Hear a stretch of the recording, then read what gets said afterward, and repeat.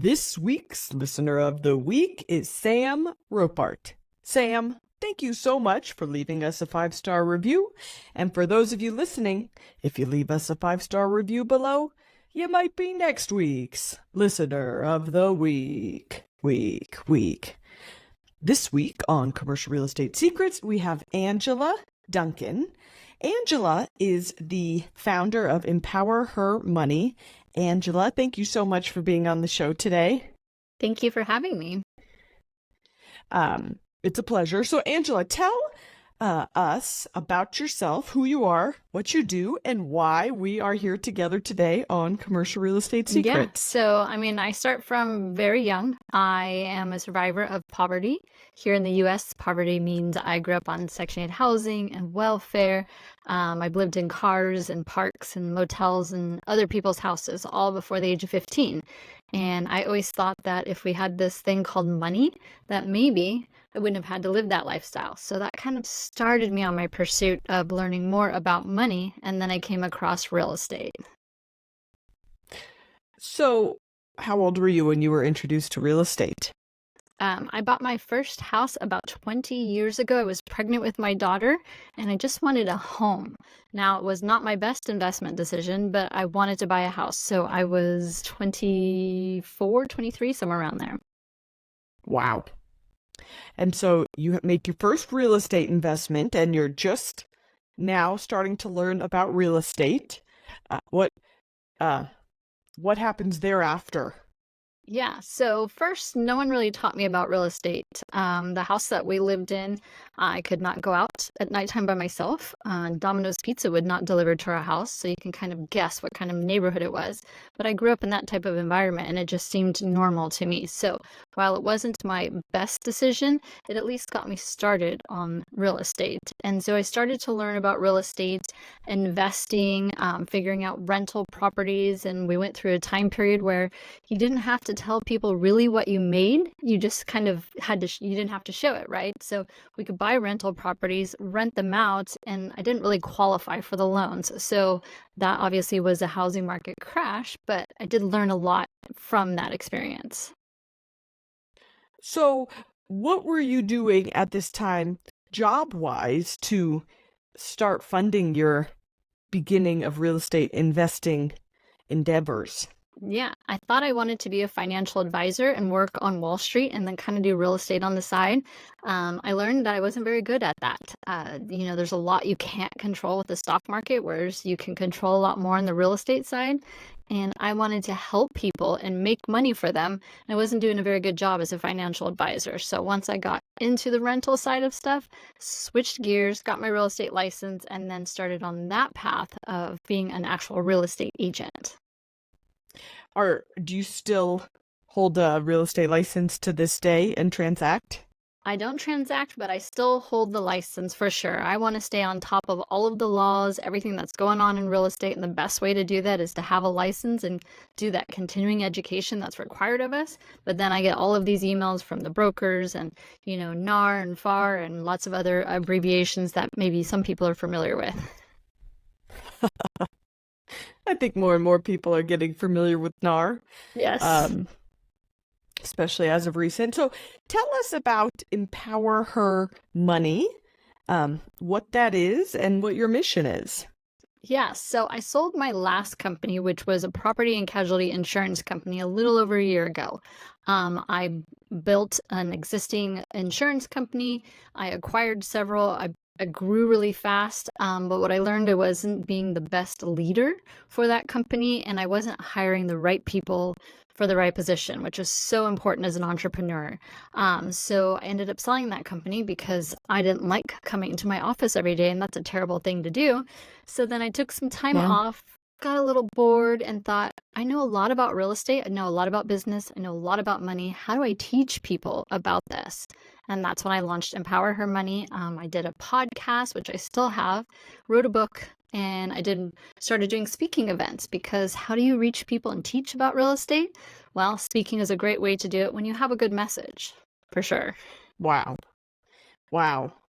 So, through Empower Her Money, your mission is obviously to empower women how to build financial stability through real estate, correct? Correct. And what avenues through real estate do you touch on in Empower Her Money? Yeah, so when I teach, I've done a lot of things. So I've had the single family and rented them. I've done Section 8 housing and rented them. I've done flip properties. I've done syndications. That's when a group of people come together and buy apartment complex, storage units, or RV parks. Today, my focus myself with my clients is on tax lien investing, both residential and commercial, but I can teach all avenues of it. So what I encourage people is to pick a lane and study that and become a master at that first, which is what I did. And then I started crossing over to different avenues within the real estate area. It's so fun because real estate, there's no way to learn all of that stuff unless you just do it. Yes.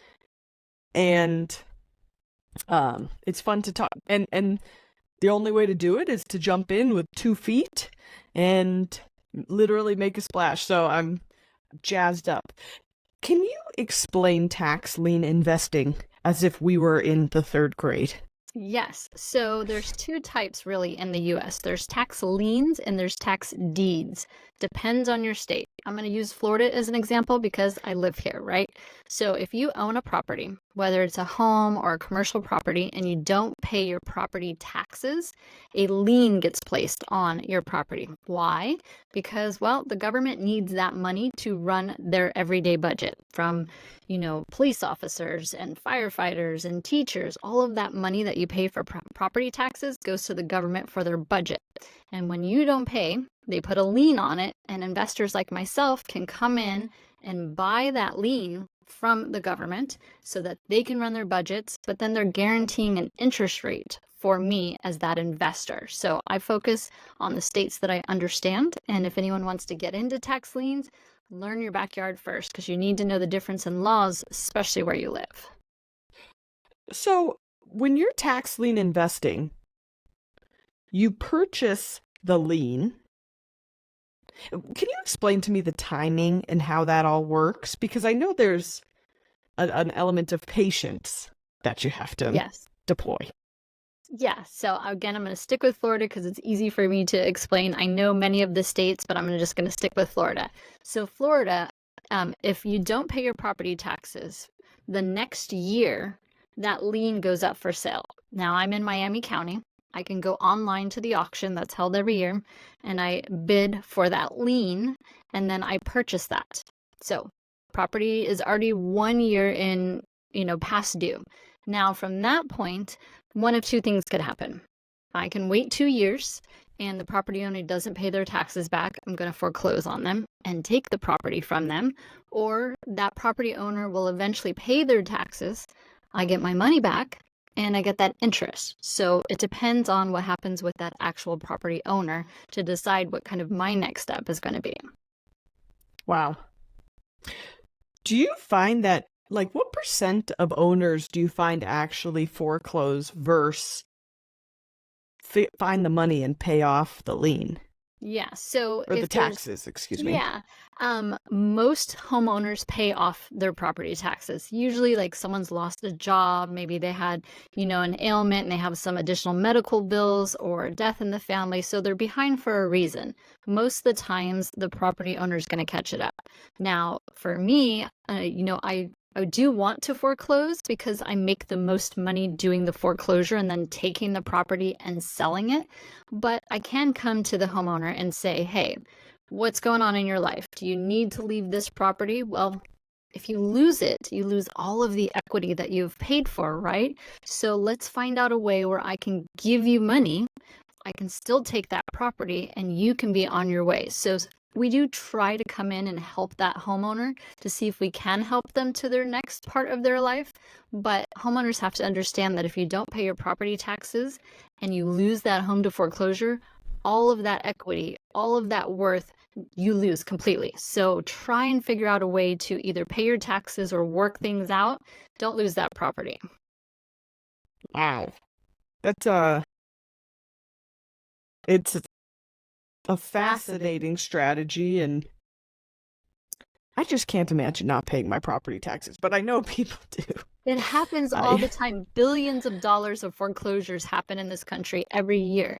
So, I mean, sometimes people might have a mortgage and they owe more than it's worth. I get certain situations, but when there's equity in your home, sell the property. hmm Even if it's just a quick sale, get some of it back. Don't lose the whole equity of your property. Sure. So I'm curious how technology has changed with tax lien investing. I would say maybe even in the last 5 years, if you could speak on that. Yeah, a lot more of the auctions are online. It used to be that you would go to the courthouse, they would go through a list of, we call them PIN numbers, parcel ID numbers, and you would bid on it. So you would have to have done all your research before the auction of the date, and then you're kind of bidding like the old school with the, like a little paddle, right? Now mostly everything is online. So that's great for us investors because one, I can see the list before the auction date. So I'm going to go and do my own research and then decide which ones I'm going to bid on.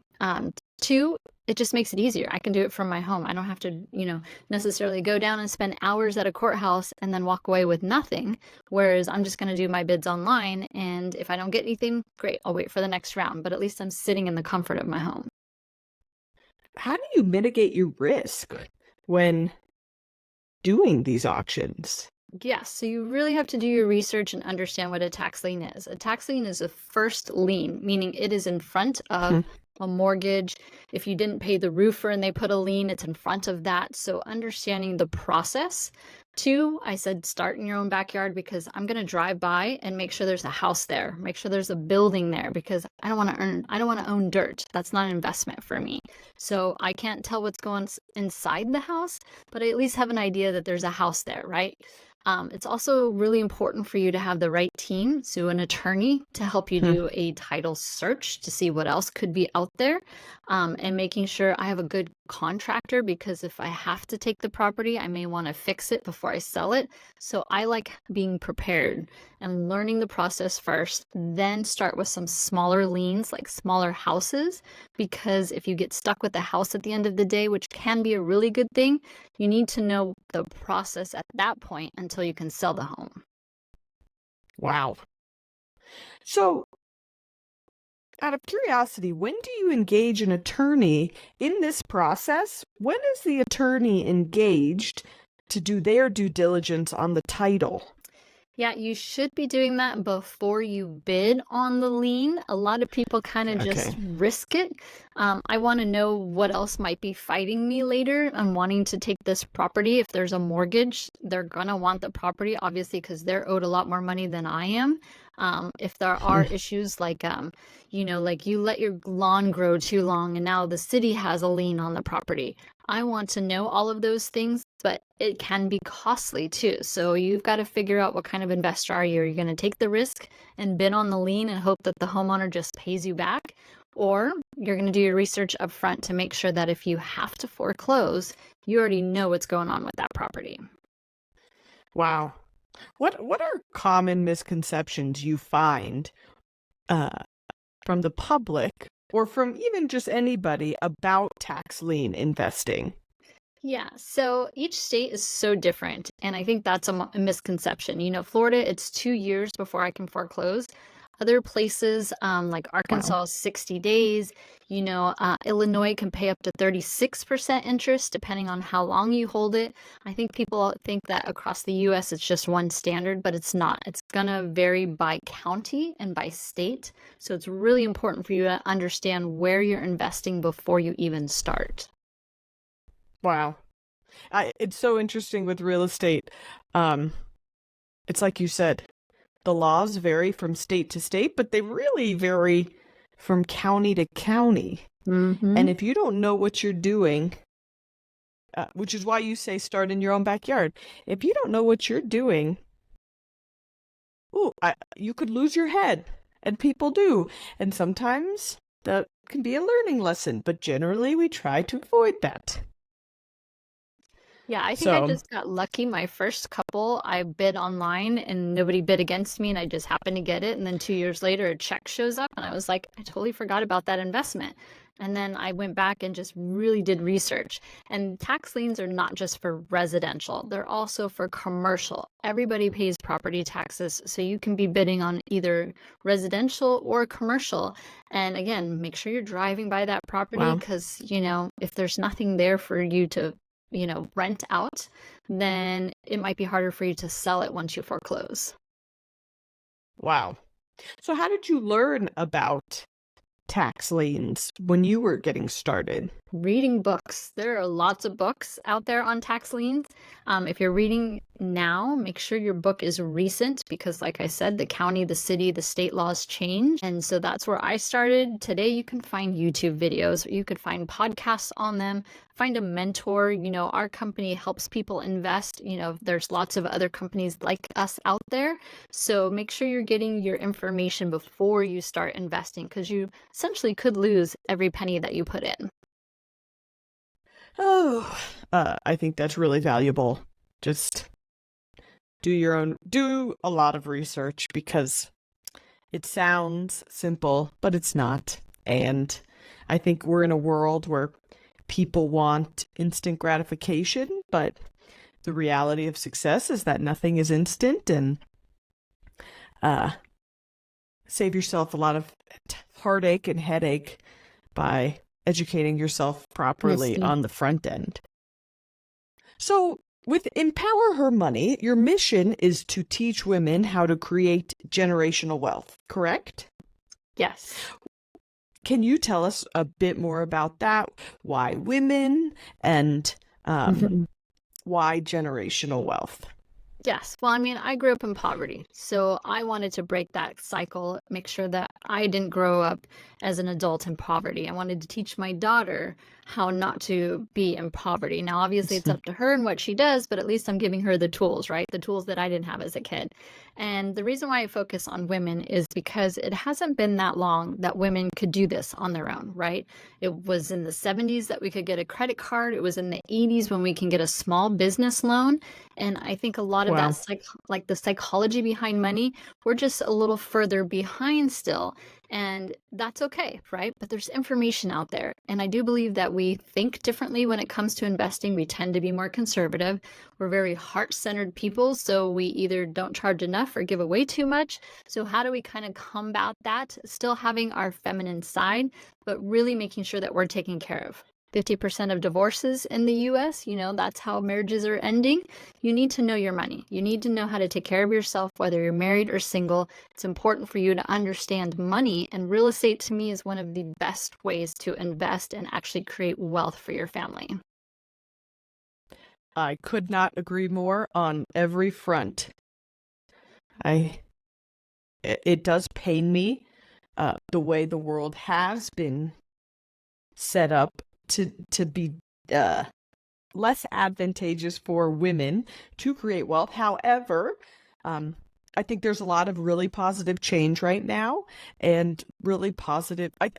My whole theory is that the internet has opened up the floodgates to level the playing field for anyone who is disadvantaged, be it somebody who was impoverished or women who historically were 2% of real estate investors. So, Yeah, and there that's is the a great lot, thing about tax lien investing is mostly, online. And the only thing that the online Wow. cares about is what's the best number. It does not care if you're a man or woman. And so that makes it very even for us as far as like bidding, right, on the properties. So that's a great example of how you can invest in real estate no matter who you are. Wow. It's cool. So, a question I ask all of my guests before I'll let you let everybody know how to get a hold of you, follow you, find you, contact you, etc., is what is currently making you happy about what you do in real estate in your day-to-day? Yeah, so I set my own goals based upon what my clients are making.